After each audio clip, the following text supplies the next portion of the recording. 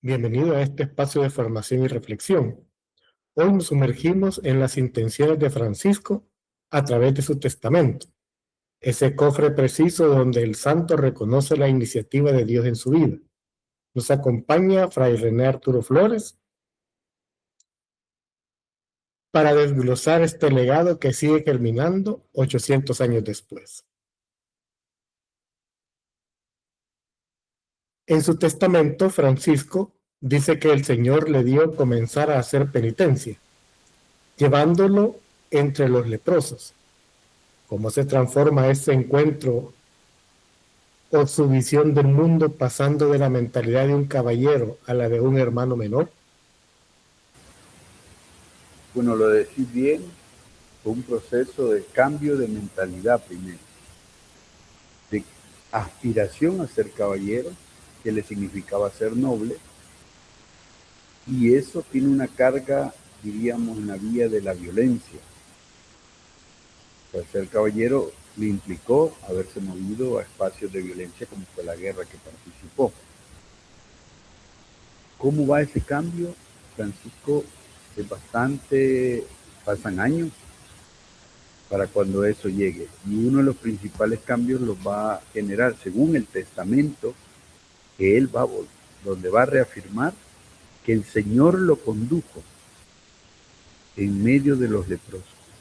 Y así comenzó a hacer penitencia para él. O sea, el proceso de cambio, que hoy usamos la palabra, era lo que se llamaba la penitencia. Ese camino a la transformación.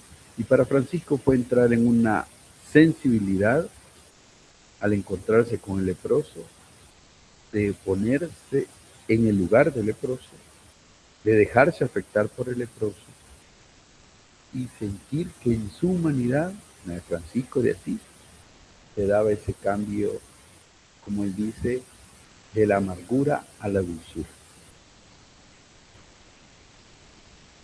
Francisco vivía en una época donde muchos criticaban y abandonaban la iglesia por la pobreza moral del clero. ¿Por qué Francisco decide plantar su semilla precisamente en ese terreno, pobre pero fecundo, de la iglesia? Bueno, volvemos al testamento, ¿verdad? Que es el que recupera o es la reivindicación, diríamos, de Francisco de Asís hacia los frailes. Y ahí va a decir de que al humilde sacerdote si él lo encuentra o que él considere en ese momento besarle las manos y reverenciarlo porque es quien trae a Jesús, quien hace posible que Jesús esté en el pan y el vino.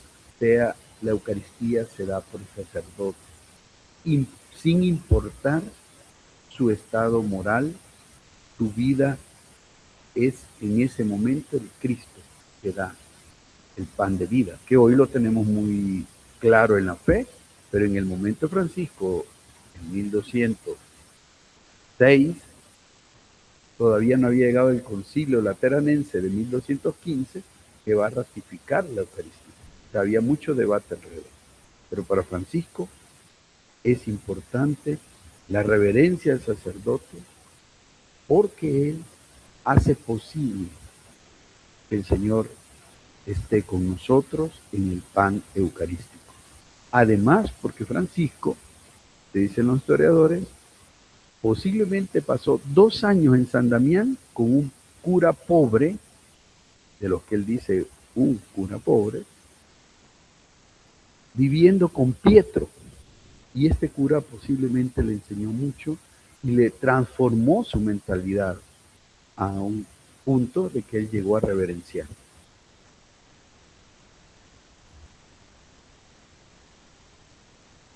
El documento resalta que Francisco no quería una orden piramidal, sino una fraternidad circular. ¿Qué significa que los hermanos deben lavarse los pies unos a otros en el contexto del servicio pastoral actual? Pero primero que nosotros, como vida fraterna, a Francisco le interesaba que los frailes, primeramente, viviéramos como hermanos, es decir, tratándonos en igualdad, reverencia y perdonándonos, que eso es lavarse los pies. Y esa dinámica, como está en las familias, también está en la vida consagrada. Tenemos que crear ese tipo de relación donde dinámicamente nos encontremos, dialoguemos, nos escuchemos, para poder salir al servicio pastoral con una mayor cercanía al ser hermanos menores. Y el pueblo lo va a percibir. Y ahí sí podemos lavar los pies, o sea, acercarnos con humildad y cercanía al más necesitado, pero también habiéndolo hecho y vivido en nuestra fraternidad.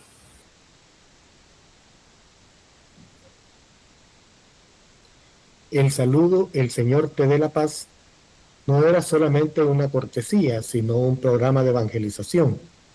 ¿Cómo debe ser el anuncio de la paz para que sea creíble en un mundo lleno de conflictos y discursos de odio?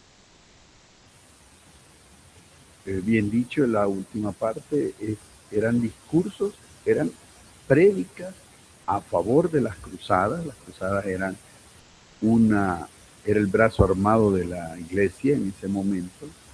Y la iglesia jerárquica, principalmente la iglesia en Roma, creía que alcanzar las tierras de Jesús era por medio de la violencia, porque era ganar guerreristamente a los musulmanes. Francisco tiene, antes del encuentro con el sultán, que era hasta 1219, tiene la intuición y la inspiración cuando él dice que todos tenían que saludar con la paz donde llegaran, porque los frailes andaban itinerantes anunciando el evangelio. De 1209 en adelante, los frailes se movían en cualquier lugar y donde les ayudaba la noche, ahí se quedaban, y llevar el mensaje de paz. O sea, ser un hermano pacífico era profético en esa iglesia guerrerista del medioevo.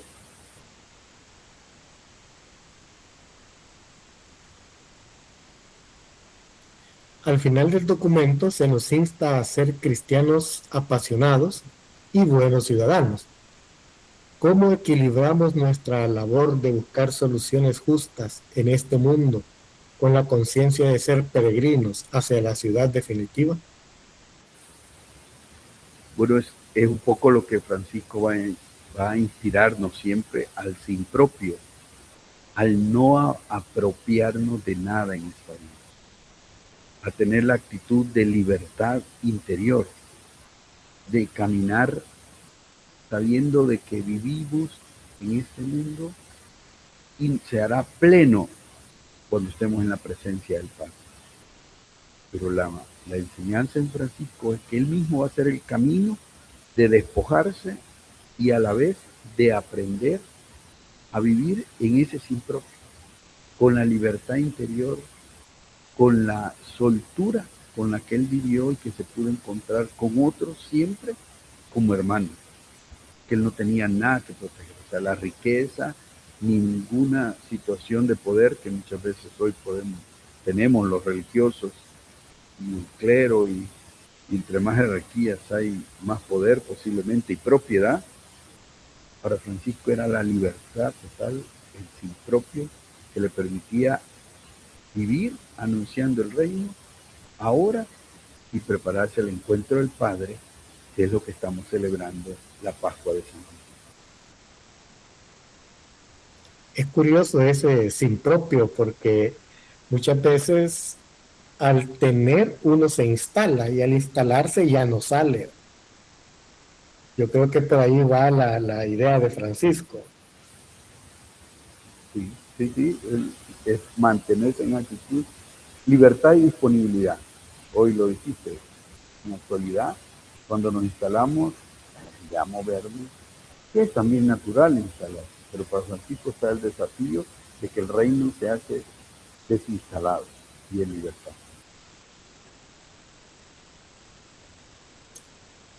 Gracias por acompañarnos. Le agradecemos a Fray René el que nos siga compartiendo ese espíritu libre de Francisco, el cual nos invita a todos a seguirlo desde nuestra trinchera, llamémoslo así, o desde nuestra profesión, o desde donde estamos, instalados unos, desinstalados otros.